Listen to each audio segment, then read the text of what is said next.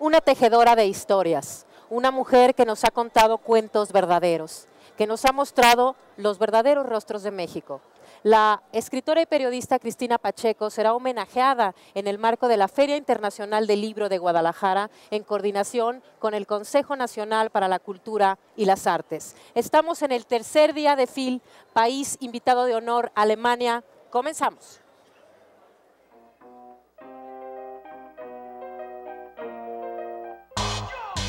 Somos curiosos, somos lectores, sabemos leer lo diferente. Leo e imagino. Yo leo de todo, textos diversos, vaya, son muy divertidos. Generosos, cada quien tiene su historia.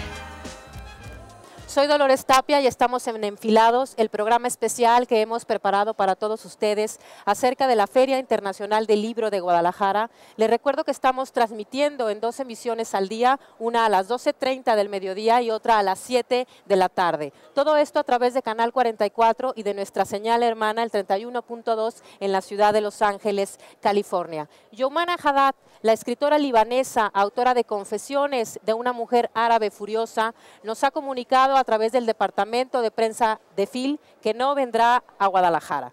Javier Sicilia estuvo en la feria y promovió un minuto de silencio por los más de 50,000 muertos víctimas de la violencia en México. Premio Alfaguara de novela, 14 años.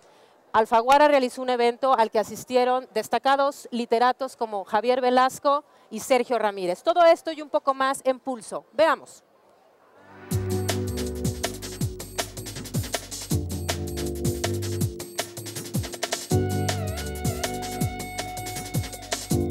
Pido esa tregua como un momento de detención, no nomás para honrar la Navidad, no se honra así, sino para pensar lo que nos estamos haciendo y se están haciendo los que asesinan, los que corrompen y las autoridades que no cumplen con su obligación de Estado. La violencia en México, que ha aumentado día con día, motiva a esto: solicitar una tregua al crimen organizado para meditar el papel de las autoridades. Se trata de delinquir, es el mensaje que le están mandando incluso a los delincuentes. Nomás tengan el suficiente poder para que no los metan a la cárcel. Hay un estado delincuencial. A veces me habían dicho los liberales que todavía creen en el Estado. Me decían, oye, es que igualas a los criminales, pones en el mismo nivel a criminales y al Estado. Le digo, pues si el Estado realmente cumpliera con su vocación y no tuviera delincuentes en sus filas, y hablo por todos, el crimen no estaría campeando como está campeando. Javier Sicilia presentó su libro Estamos hasta la madre, un fuerte cuestionamiento al modelo de gobierno que nos rige, pero la crítica fue más allá. Se hizo también un llamado a la sociedad para replantear su voto con miras al 2012, pidiendo así una alternancia en el poder. Las firmas de libros dentro de la Feria Internacional del Libro permiten un encuentro entre aquellos que fueron capaces de contar historias y quienes nos apasionamos con ellas. ¿Qué sucede con un autor que se haya expuesto ante sus lectores? Hombre, es importante porque cuando uno está escribiendo allí solo y aislado, siempre te queda la duda de decir, bueno, esto le llegará a alguien, habrá alguien que le interese, ¿no? Entonces te emociona un poco, ¿no? El ver que hay gente que lo ha leído, que ese mensaje ha llegado, es como quien echa un mensaje de eso en una botella al mar, ¿no? Y al final hay alguien que lo encuentra y que te llama y te dice, sí, pues yo lo he visto, lo he leído, bueno, eso es bonito. El autor de libros como Mira por dónde, Criaturas del aire, La voluntad disculpada y Ética para Amador nos habló de la importancia de la filosofía en la época actual. Y luego la filosofía es un tipo de reflexión sobre la política, sobre la ciudad, sobre la convivencia, que me parece fundamental porque nació junto con la democracia, ¿no? Entonces, en el mismo lugar y en el mismo momento que nace la democracia, nace también la filosofía. Yo creo que esa hermandad, ¿no?, es significativa. Existen historias que lectores pueden contarnos sobre acercamientos con sus autores preferidos, pero ellos, ¿qué recuerdan? Bueno, alguna vez ha llegado gente con un libro que no era mío, ¿no? Y me dice, bueno, no, es que no encontré el autor, si no le importa a usted firmarlo. Y yo le digo, bueno, pues muy bien, no lo firmo. Y entonces se llevó mi firma en vez de la del autor del libro, ¿no? Diariamente se llevan a cabo firmas de libros en el área internacional de la FIL, momentos que sin duda dejan huella entre los asistentes. En rueda de prensa, el embajador de Alemania en México, Edmund Duschbin, invitó a conocer el pabellón del país invitado de honor de la Feria Internacional del Libro, que cuenta con más de 40 editoriales. Se le caracteriza por estar rodeado de los árboles de la poesía.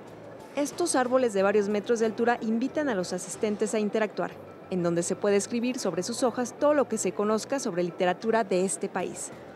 Exposiciones de libros con temáticas específicas como arquitectura verde, los libros más bellos y las conferencias que impartirá el premio Nobel Herta Müller. Además de un amplio programa cultural con eventos de cine, teatro, música de la banda franco-alemana Estéreo Total y obras de teatro. Durante la rueda de prensa, se le cuestionó sobre los 26 cuerpos encontrados la semana pasada en la ciudad alrededor de los Arcos del Milenio, a lo que contestó que se siente seguro en la ciudad y orgulloso de que Alemania sea el invitado de honor. Los premios Alfaguara de novela cumplen 14 años de historia, llegando a más de 400 millones de hispanohablantes. 5 de sus ganadores sostuvieron un encuentro en el que compartieron sus experiencias al ser los representantes de tan honrosa distinción.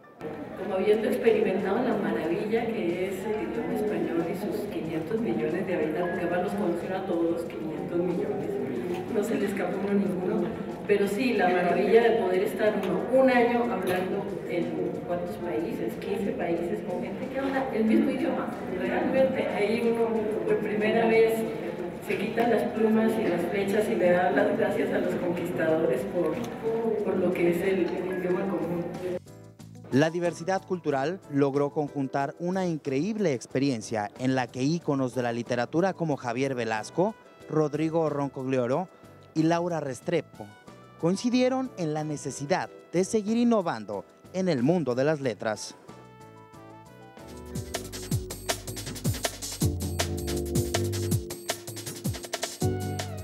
Una tejedora de historias, una mujer que nos ha develado los diversos rostros de un México verdadero. La escritora y periodista Cristina Pacheco será homenajeada en el marco de la Feria Internacional del Libro de Guadalajara en coordinación con el Consejo Nacional para la Cultura y las Artes. Cristina Pacheco está aquí con nosotros en Enfilados. Muy bienvenida.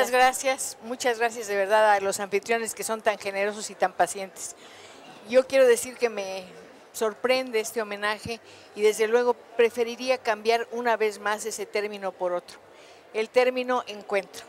Es para mí una oportunidad maravillosa de agradecerles a todas las personas que me han apoyado de verdad a lo largo de mi carrera y también expresarles mi admiración a tantos periodistas como han sido soportes para una trayectoria ya muy larga que espero se prolongue mucho más. Gracias a ustedes por recibirme aquí. Cristina, este encuentro que será el día de mañana en el Auditorio Juan Rulfo de la FIL, reconoce tu carrera tiene una profundidad, un periodismo de largo alcance, integración de la gente, así lo considero yo. ¿Qué sientes? ¿Qué sientes al ser encontrada en la FIL con tu público que te admira, que te quiere, que te ha conocido a lo largo de muchos años a través de tu programa Así nos tocó vivir, que aparte ha sido, quiero mencionarlo, ha sido inscrito por la UNESCO en Registro Memoria del Mundo, ¿cierto? ¿Qué sientes de todo esto? Siento una emoción enorme. Uno no hace las cosas para que lo premien, no hace las cosas pensando que van a ocurrir de tal o cual manera. Se han ido tejiendo mis historias, se han ido entretejiendo con mi vida. Y estoy llegando a un punto muy importante de mi propia experiencia vital. Es un hecho que no se volverá a repetir, es un hecho que jamás esperé que ocurriera. Estoy acostumbrada, Linda, a homenajear a muchas personas, a estar del otro lado, o detrás del escritorio o entre el público. Esta vez me toca estar ahí. Me encantaría que pudieran acompañarme todos los seres a los que he querido y he perdido. De hecho, mis historias son un poco eso. Reencontrarme, reconstruir a los que ya no están. Claro. A los que de pronto se me empiezan a olvidar y quiero recuperar. Y recuerdo el color del cabello de mi madre o su sonrisa y digo, ¿y cómo era todo lo demás? ¿Cómo era antes de que yo fuera su hija? ¿Cómo era de niña? ¿A qué jugaba? ¿Con qué soñaba? Nunca lo podré saber. Claro. Pero si invento un personaje, ese personaje puede vivir la vida de mi madre y por lo tanto la mía, ¿no? Cristina, por tu carrera tan interesante en el mundo periodístico y con la evolución del periodismo a través de los años en México, quisiera preguntarte la importancia del periodismo hoy en un país como está México hoy. Es fundamental, es importantísimo, siempre lo ha sido, pero en este momento mucho más.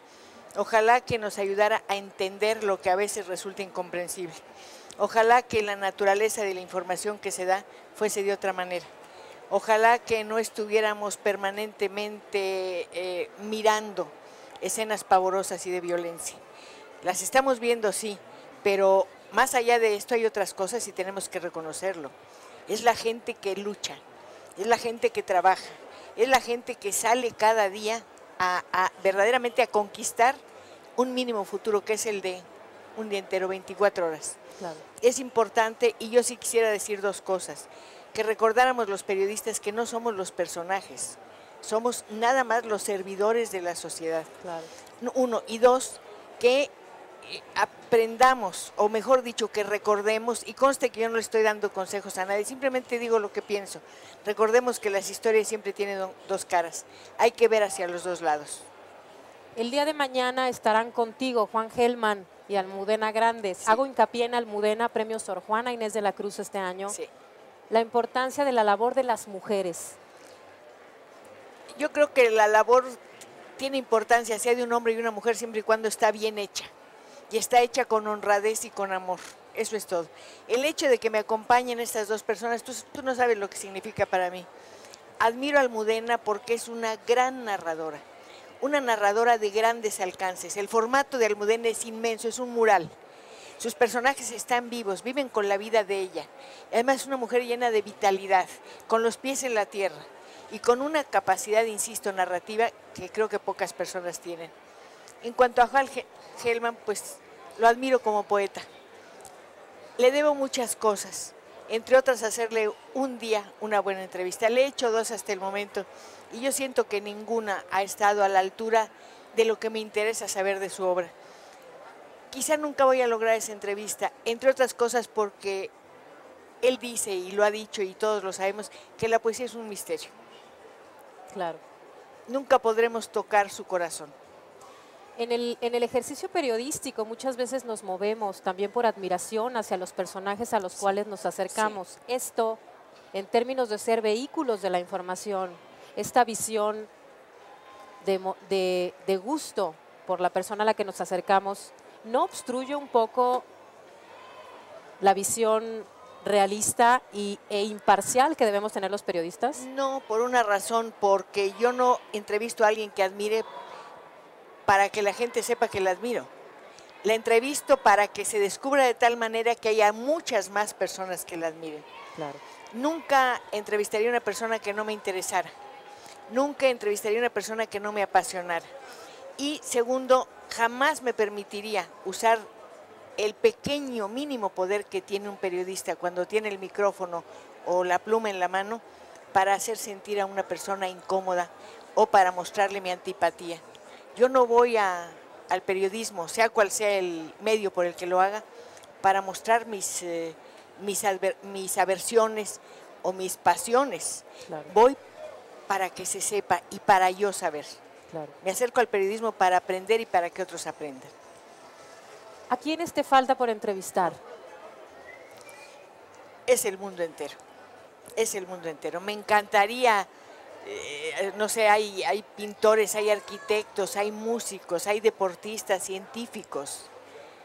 No. ¿Y los personajes que han marcado tu vida? Yo creo que todos. No soy... Pero son años de labor. Son 34 en un programa, en el otro 15, y contando historias mucho más.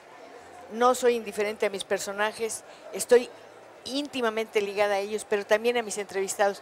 Y ¿sabes qué me da mucho gusto y mucho orgullo? Que, por ejemplo, veo un joven y me dice, yo era el niño que estaba en tal lugar cuando usted entrevistó a mi mamá. Wow. O mi padre murió. Lo único que queda de él como recuerdo es el programa que usted le hizo. Deje a la familia que lo vea. Y eso para mí es algo maravilloso. Tú que estás en contacto con diferentes rostros de este país, ¿cuál sería el diagnóstico, por decirlo de esta manera, porque sé que eres muy respetuosa, de nuestro país hoy? El presente es muy inquietante. El futuro es incierto, pero soy una mujer básicamente optimista y además he vivido entre el pueblo. Siento su vitalidad, siento su fuerza y desde mi corazón lo sé invencible.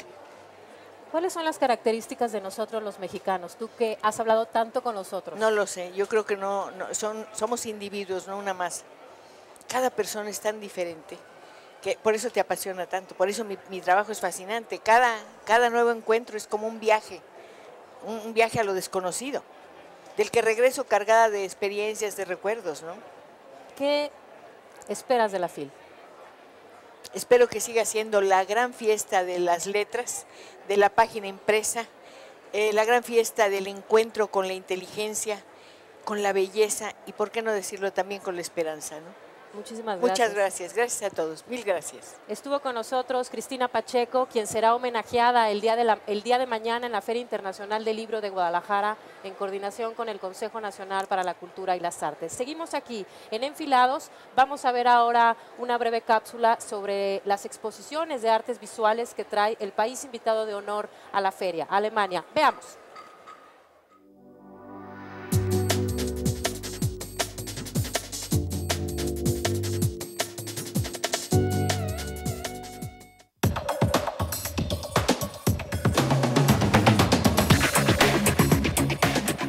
El Museo de las Artes de la Universidad de Guadalajara y el Goethe Institut México los reciben en una exposición titulada Coming, el diseño interior como medio del arte contemporáneo en Alemania.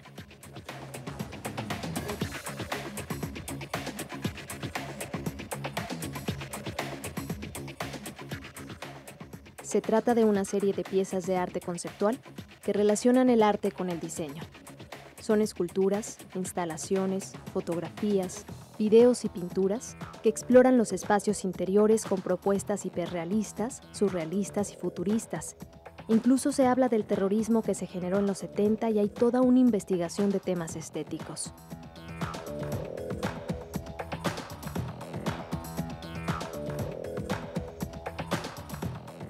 Son objetos de la vida diaria puestos en un nuevo contexto. Tobias Regerberg presenta una colorida pieza de tonos pastel con formas geométricas y adornos cotidianos que simula ser una mesa, pero que a su vez, en lugar de ser un objeto de uso, se convierte simplemente en una pieza estética. En el arte conceptual, la idea es más importante que la pieza. Algunos radicales eliminan la importancia de la estética, pero este no es el caso. No se sabe con certeza qué son estos objetos o si se pueden utilizar. Aparentemente tienen un aspecto cotidiano, pero al final se convierten en un cuerpo amorfo, incómodo y hasta ofuscado.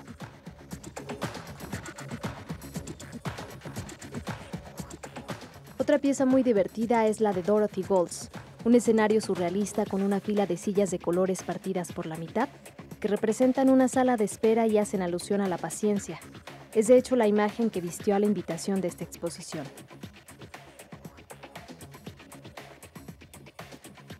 John Block expone su pieza titulada Captain Sheriff Shepherd Rock, una balsa que este artista ha incluido en sus performances teatrales que hace literalmente dentro del agua.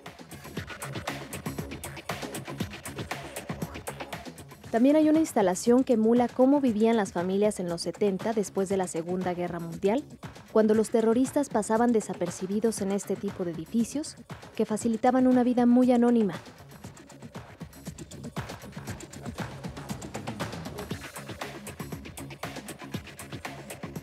Los recibirá en el patio central un bar alemán con elementos simbólicos que hacen referencia a datos históricos de este país. La barra tiene forma de media luna en alusión al Islam y a la fuerte inmigración de turcos en la posguerra, que supera al total de extranjeros procedentes de la Unión Europea. Se trata de una típica escultura de finales de los 90 que incluye un collage de fotos de restaurantes de los pueblos ubicados entre la Alemania oriental y occidental, como representación de la reunificación alemana.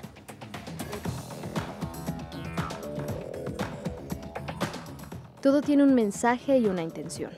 Son más de 20 artistas que participaron en la Bienal de Berlín en 1990. Esta exposición, Coming, el diseño interior como medio de arte contemporáneo en Alemania, se ha expuesto en 14 países. Esta vez hay un invitado local.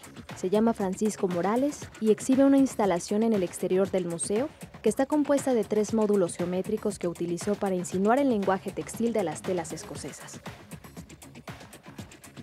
Una exposición del IFA, Instituto de Relaciones con el Exterior de Alemania. Estará abierta hasta el 12 de febrero del próximo año. El Museo de las Artes de la UDG está ubicado en López Cotilla 930, justo frente al edificio administrativo de la universidad. Alemania, país invitado de honor en la Feria Internacional del Libro de Guadalajara.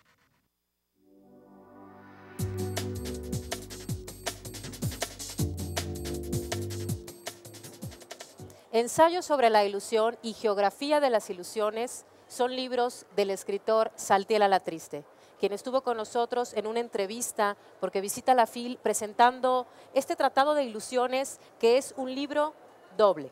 Vamos a ver lo que nos dice en la siguiente entrevista que tuvimos la oportunidad de hacerle el día de ayer. Adelante.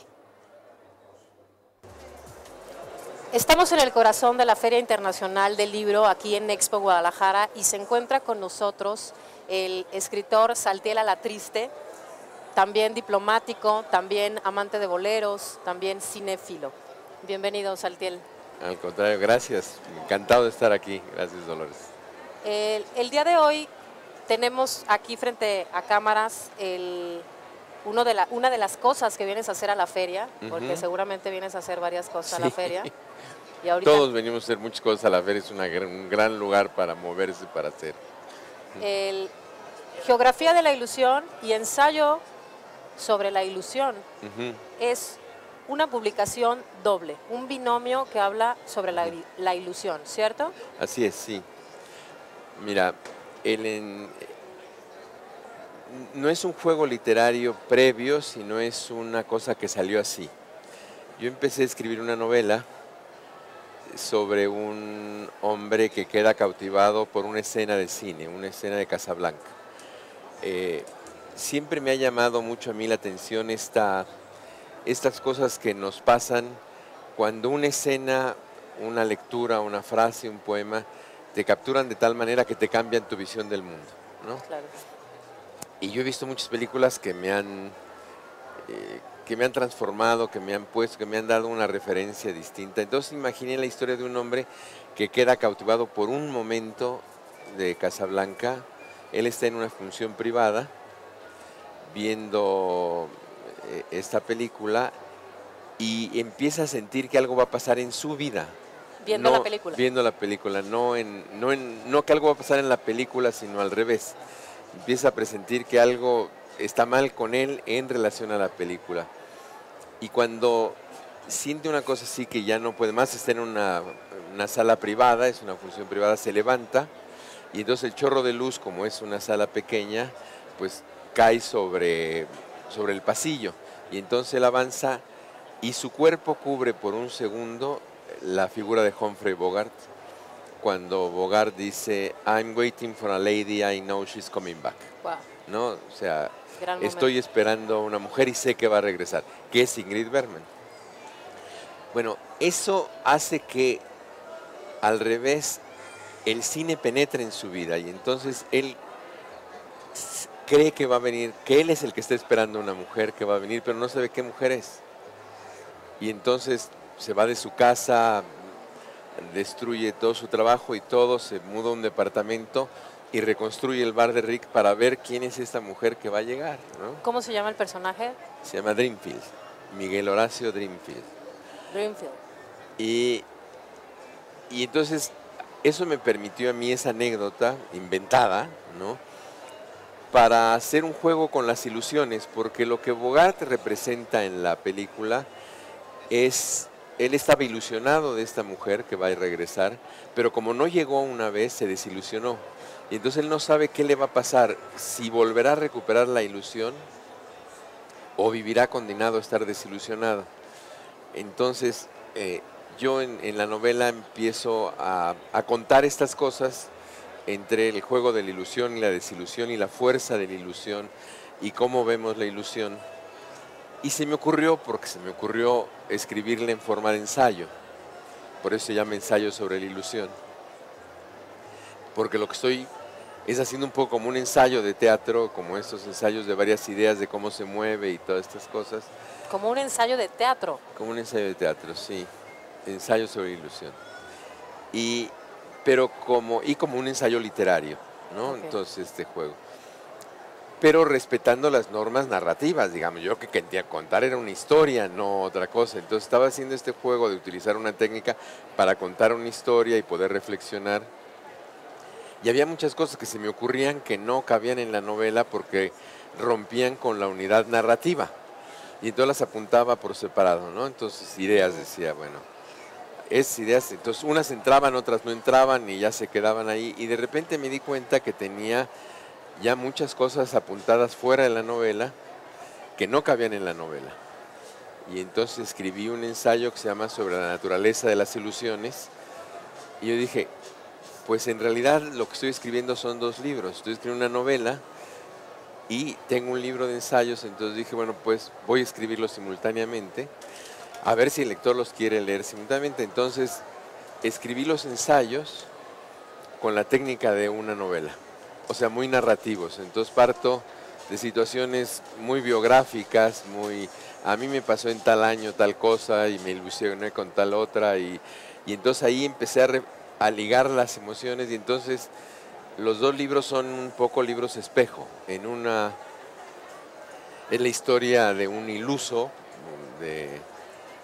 profundo que pierde la razón por el cine, o no, o a lo mejor no la pierde, a lo mejor el cine le produce esta ilusión por el cine, le alumbra su vida de otra manera, y ahí se entrega y lo va viendo. Está narrada por un vecino de él que va constatando y que lo va viendo y que va escribiendo reportajes sobre él.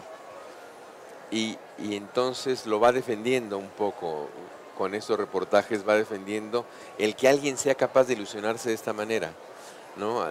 Al principio de la novela dice, ¿quién no ha creído alguna vez que su vida es una película? ¿No? Hace un momento mencionabas sobre la naturaleza de las ilusiones. Uh-huh. Tú como autor, como Saltiel, a la triste, ¿cuál sería la naturaleza de las ilusiones, Saltiel? Mira, la naturaleza de las ilusiones está en nuestros deseos, en nuestros anhelos, en nuestras esperanzas.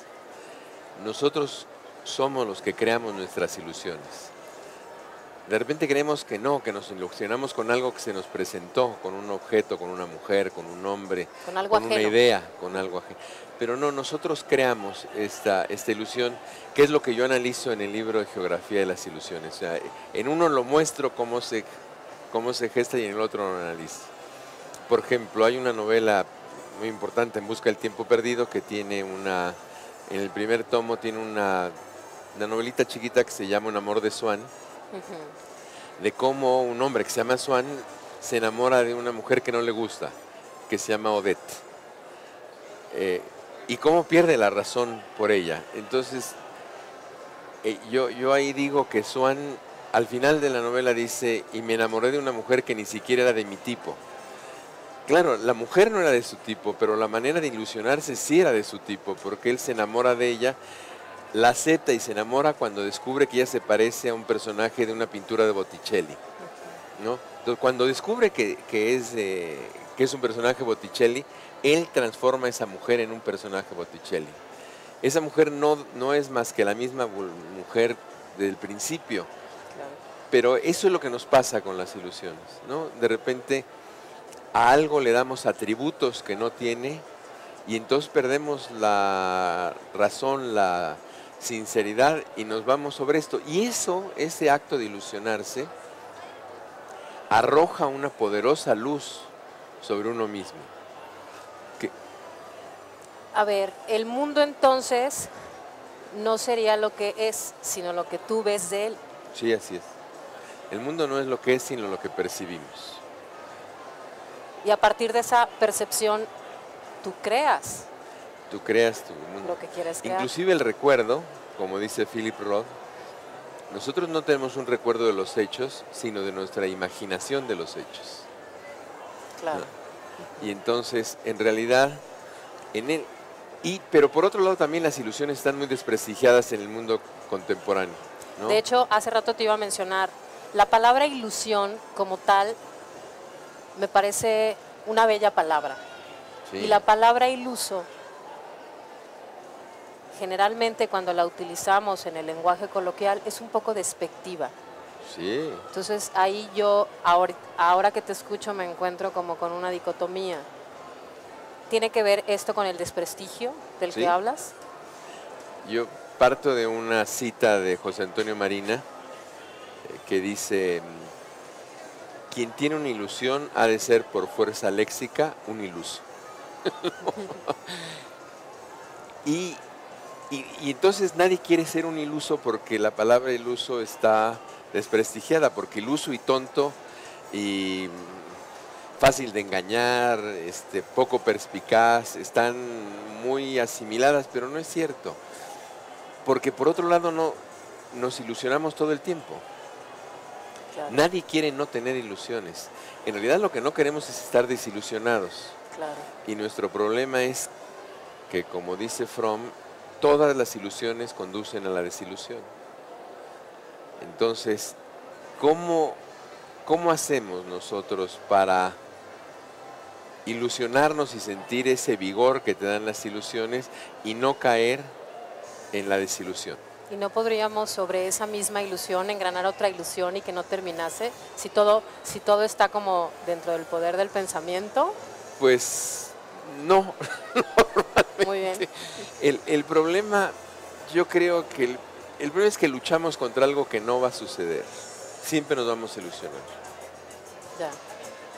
El problema es qué hacemos, cómo hacemos para que nuestras ilusiones sean positivas, nos den luz sobre nosotros, y cómo hacemos para que cuando nos desilusionemos esa desilusión no rompa toda nuestra vida. Entonces, cuando tienes una ilusión vives encantado, como en el juego de los niños, ¿no?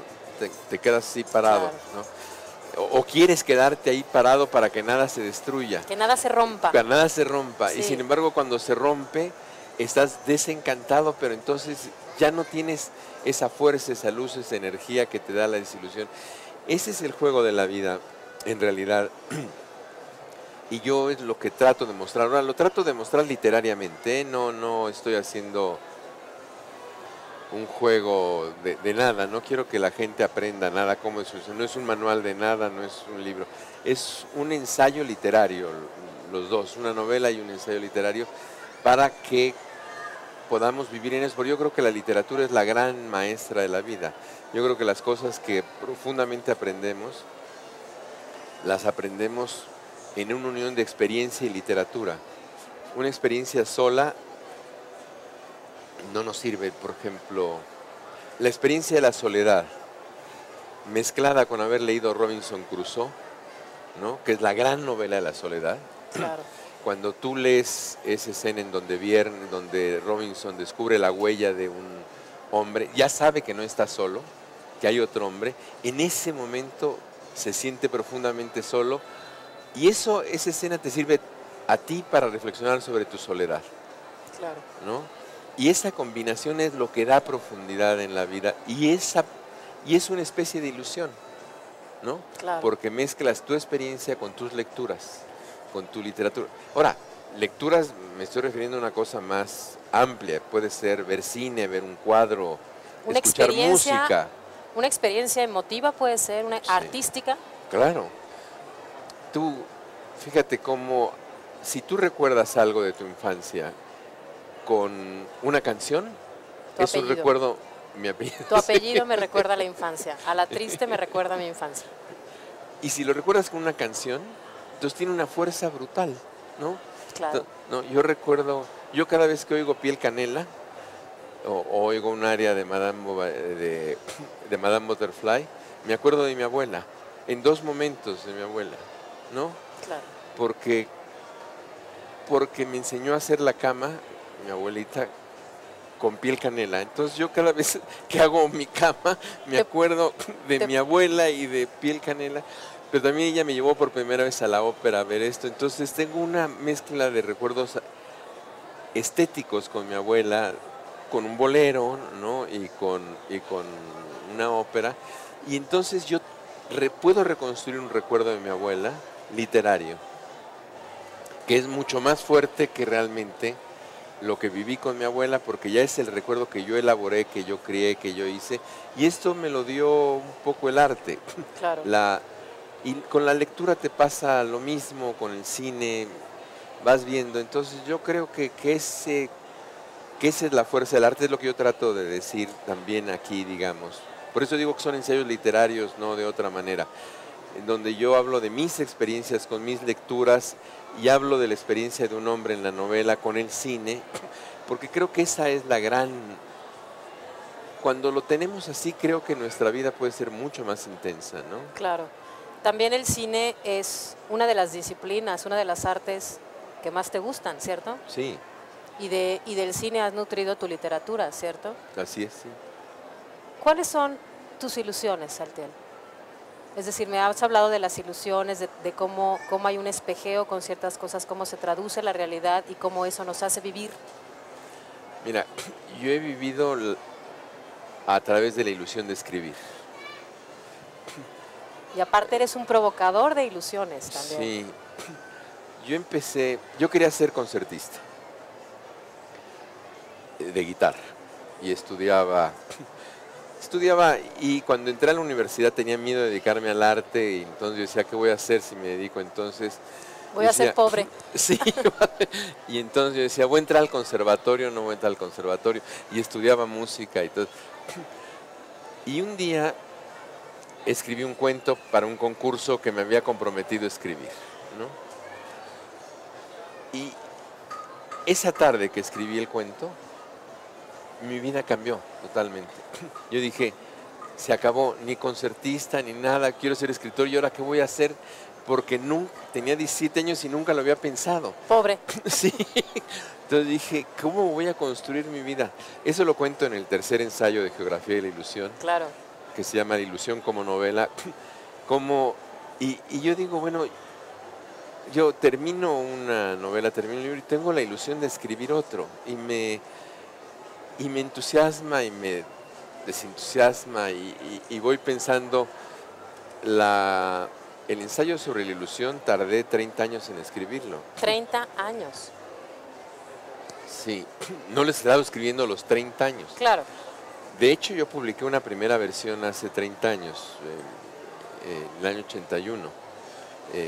Mucho más chiquita y me arrepentí de haberla publicado porque me di cuenta que estaba muy mal. Como Jorge Luis Borges fuiste a quitarlos tu primer, no tu primer libro, pero el primer libro de Jorge Luis Borges que va y lo quita de las bibliotecas porque no le gustaba para nada. Bueno, yo hice lo mismo, yo lo fui a comprar a las librerías lo que quedaba. Todavía a la fecha... Como en la película de El lado oscuro del corazón, sí. Que va él y se compra los 5 que hay, se los compra él. Bueno, todavía hay libreros de la calle Donceles en la Ciudad de México que me hablan y me dicen, ya llegó otro ejemplar, venga por él.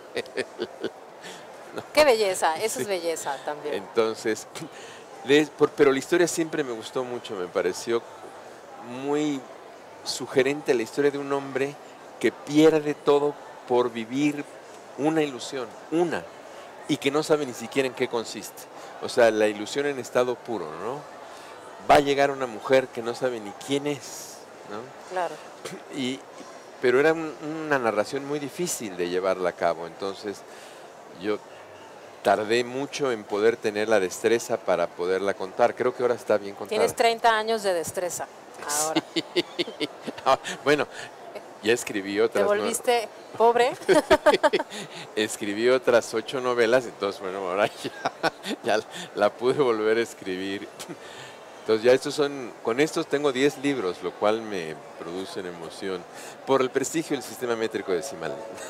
Claro. Sí. Tener 10 libros ahora. Y entonces, bueno, esa ha sido la gran ilusión de mi vida y combinada con la idea de que la literatura es la gran fuerza de la vida. Por eso he sido editor, por eso soy promotor cultural, por eso creo en la cultura, porque creo que en esto está una mejor vida, que quien no lee se está perdiendo de algo muy importante. Claro. O sea, está empobreciendo su vida, pudiendo hacerla rica, porque es muy fácil leer. Claro.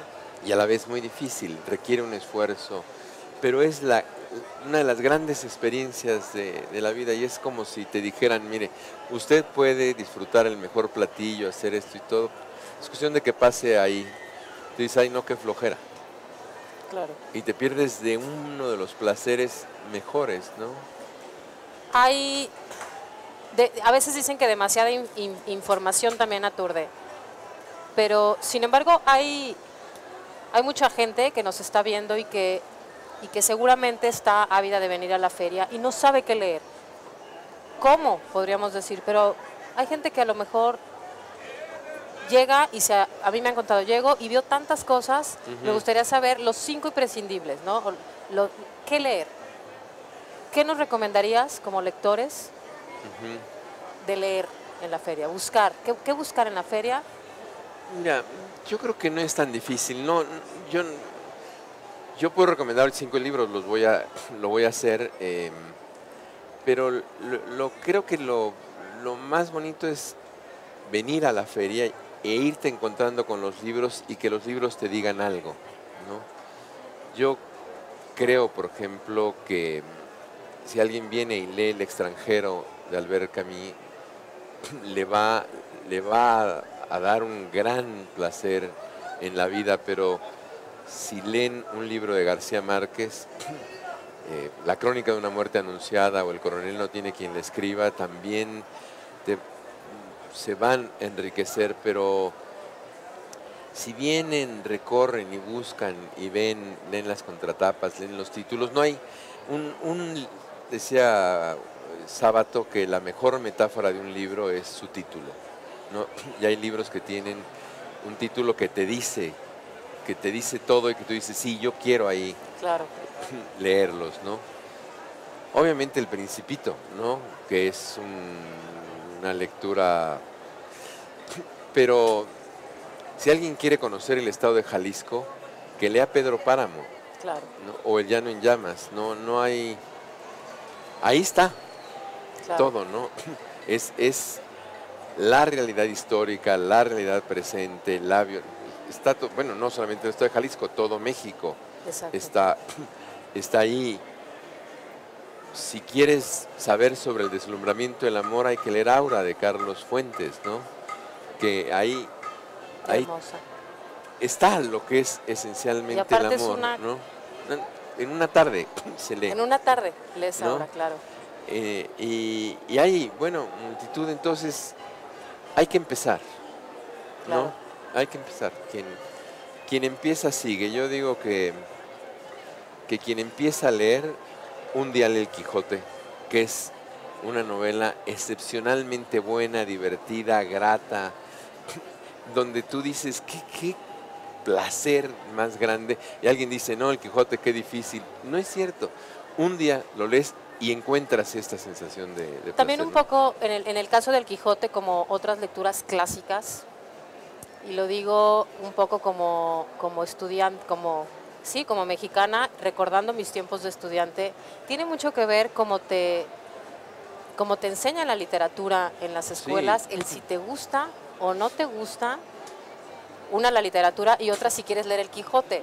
Sí, claro. Porque de pronto cuando uno tiene la edad universitaria o está en la escuela, en la preparatoria, que era donde te empezaban a hablar de la literatura y de pronto se veía de repaso un poco de noche y con unos libros que uno veía así y que yo...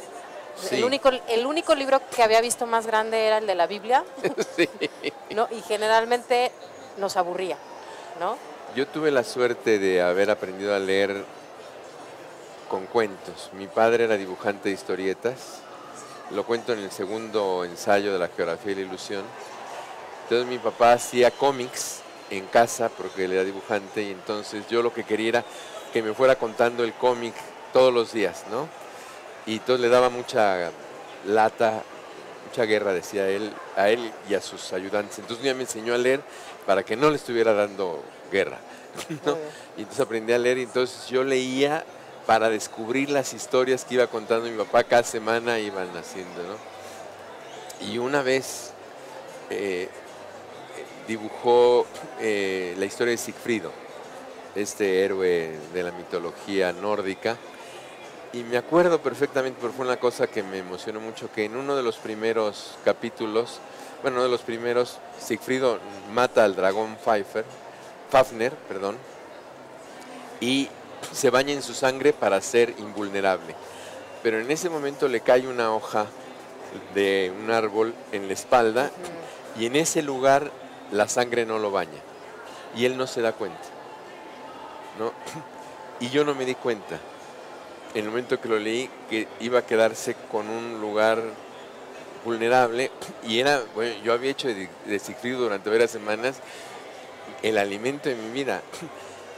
Y como ya habían pasado 3 semanas, seguía la historia y que me doy cuenta que con eso lo iban a matar, ¿no? Que se iba a acercar y lo iban a matar. Y dije a mi papá, no lo maten, papá, que no lo maten. Y me dice, por favor. Pero lo tienen que matar. Me dijo, aparte ya pasaron 3 capítulos, ya la gente lo sabe, ya no hay nada. No, tú eres el dibujante, papá, tú puedes hacer que no lo maten. Y entonces me dijo, me dio una explicación, me dijo, es un héroe, y los héroes para crecer, para que tú lo conserves como tú lo tienes, tiene que morir. Tienes que aprender que su debilidad también te ha marcado a ti. Y entonces fue tan fuerte y tan contundente que yo, cada vez que tengo un estado de debilidad, ¿no? Cuando he roto con una mujer, se me ha ido un amor, o he tenido algunas cosas, me acuerdo de que Sigfrido tenía una hoja que lo hizo vulnerable. Y entonces yo dije, todos llevamos una hoja que un día nos hace vulnerables. Entonces, eso es lo que he aprendido de la lectura, ¿no? Y al mismo tiempo, el hecho de volverse vulnerable también te dota de un cierto poder, más allá de lo concreto, podría decirse, ¿no? Y ahí, bueno, es lo que te decía al principio, de la mezcla de una experiencia con una lectura, es lo que te enriquece y lo que te hace mejor. Claro. Si la gente culta, entre comillas, es mejor, es porque puede hacer esto, no porque sepa más, no porque tenga más lecturas, no porque sea superior sobre la gente, sino porque puede con su vida hacer esto, porque puede imaginar su vida de otra manera. Claro. ¿No? Que eso es lo que te da la lectura y la literatura, ¿no? Exacto, y aunque es un lugar común, es una dadora de herramientas para entender el mundo en cualquiera de sus capas, ¿no? Sí. Por la magia que conlleva, ¿no? Pensaba yo, cuando hablas de estas cosas, pensaba yo en estas inspiraciones que han heredado todos los escritores como ustedes, del boom latinoamericano, Saltiel. Que por ejemplo recuerdo en la prepa que esa fue una de las cosas que más me gustó de la literatura. El boom latinoamericano, a mí nadie me había avisado que había habido un boom latinoamericano y que aparte había marcado la historia de la literatura. ¿Qué queda hoy del boom latinoamericano? No, queda mucho. Primero, quedan novelas excepcionales, ¿no? 100 años de soledad, Rayuela, La región más transparente, La ciudad de los perros, 3 tristes tigres, en fin. Pero por otro lado queda un mundo que es nuestro mundo, que fue descubierto ahí, que está a nuestro alcance para poderlo ver, para poderlo descubrir. Nuestro mundo, hablas de toda América Latina. De toda América Latina. Queda nuestra manera de pensar, nuestra manera de concebir, pero también queda algo de que tenemos una gran riqueza los latinoamericanos para poder ser lo que somos y ser grandes. Claro. Salir de nuestros problemas.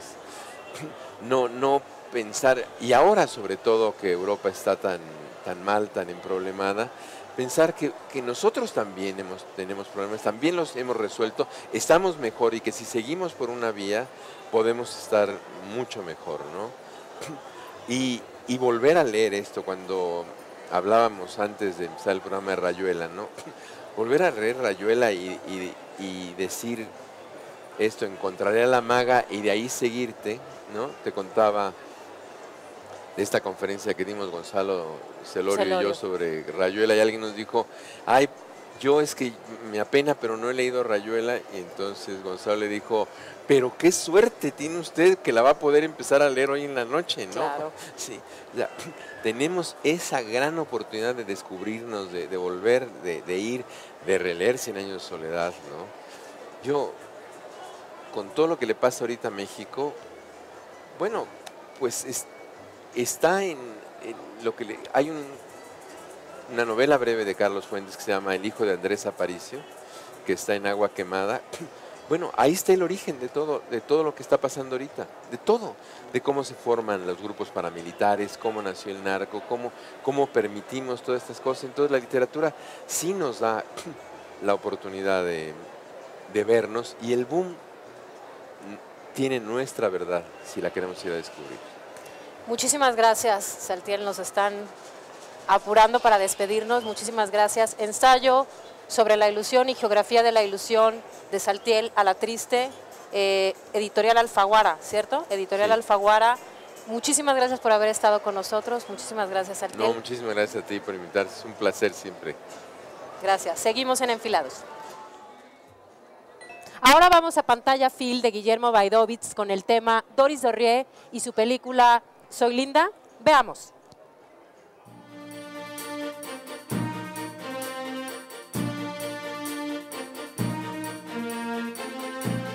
Hola, los saludo desde Enfilados, este programa que se realiza en el marco de la Feria Internacional del Libro, y yo les voy a hablar de cine. Dentro de la Feria Internacional del Libro hay un país invitado, Alemania, y la presencia de este país implica un ciclo de cine. Y ahí, dentro del ciclo de cine, tenemos una película como Soy Linda, Ich bin schön, una película realizada en el año 1998 por Doris Dörrie, una cineasta que corresponde a la generación de realizadores surgida en los años 80.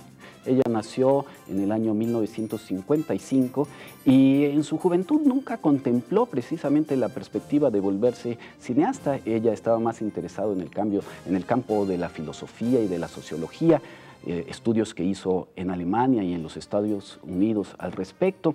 Después entró a hacer crítica de cine en un periódico. A lo largo de 4 años hizo crítica de cine y finalmente debutó como realizadora en el año 81. En el año 85 se dio a conocer con una cinta Hombres, que en Alemania fue el gran éxito comercial de ese año, y eso lo llevó también a una proyección internacional en distintos festivales, y la película incluso la llegamos a conocer aquí en México, y yo recuerdo, hace ya décadas de esto, que pues nos gustó mucho en general a todas las personas que lo vimos. Ahora llega con esta película que se titula Soy Linda, que dentro de su filmografía es la película número 12. Ha sido una cineasta realmente prolífica.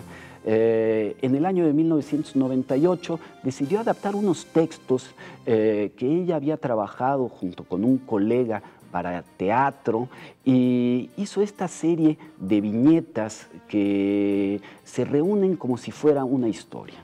Soy Linda no es una historia tradicional en el sentido que conocemos de algo que comienza, se desenvuelve y finalmente concluye de manera absoluta hacia el final, ¿no? Tenemos una serie de personajes, un mosaico de personajes. De alguna manera esta película se corresponde a esa tendencia de aquellos años de hacer películas en red, como aquí en México Amores Perros, etc. Y estos distintos personajes de pronto se conectan, de pronto se separan. Son historias, como su título lo dice, en la que a todos los personajes les preocupa mucho su presencia física, cómo los ven los demás. Son historias también donde los sentimientos tienen un papel importante, y la película se filmó en 2 países. Transcurre a lo largo de estos 2 países. Una parte está hecha en Alemania y la otra parte está hecha en España. Aquí en las imágenes podemos ver algunos de estos momentos, y a toda la serie de personajes que destacan dentro de esta historia. Acabamos de ver hace un momento ahí la imagen de Franka Potente, que posiblemente dentro del reparto, que tiene una serie de actores alemanes de primer nivel, es la más conocida de las figuras, dado que Franka Potente se dio a conocer con Corre Lola, Corre, una película que también pudimos ver aquí en México. En Alemania, Soy Linda tuvo una magnífica recepción. La película fue muy estimada por la crítica, la película gustó en general al público y sin embargo esta cinta nunca había venido a México. Esta es un estreno que viene dentro de este ciclo de cine alemán de la Feria Internacional del Libro. Usted podrá verla en el Cineforo de la Universidad de Guadalajara. Ahí le pido que consulte los horarios. Hay varias proyecciones de la película. De hecho, el diseño del ciclo hace que las películas se puedan ver varias veces en distintos días. Entonces, consulte su cartelera. Soy Linda, una opción dentro de este ciclo de 9 películas de El País Invitado, Alemania. Una cinta de Doris Dorry. Le agradezco su atención y los espero en la próxima cápsula de Enfilados.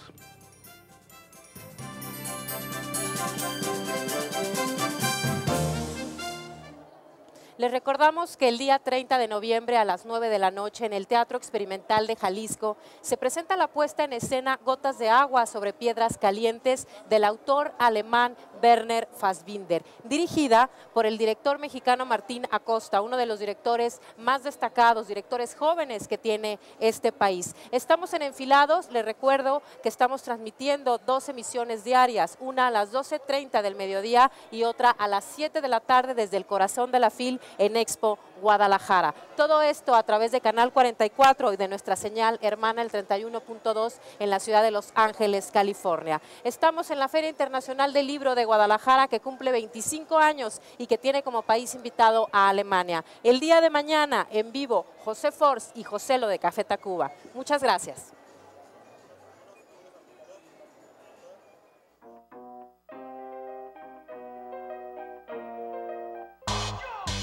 Somos curiosos, somos lectores, sabemos leer lo diferente. Leo o imagino. Yo leo de todo, textos diversos, vaya, son muy divertidos. Generosos cada quien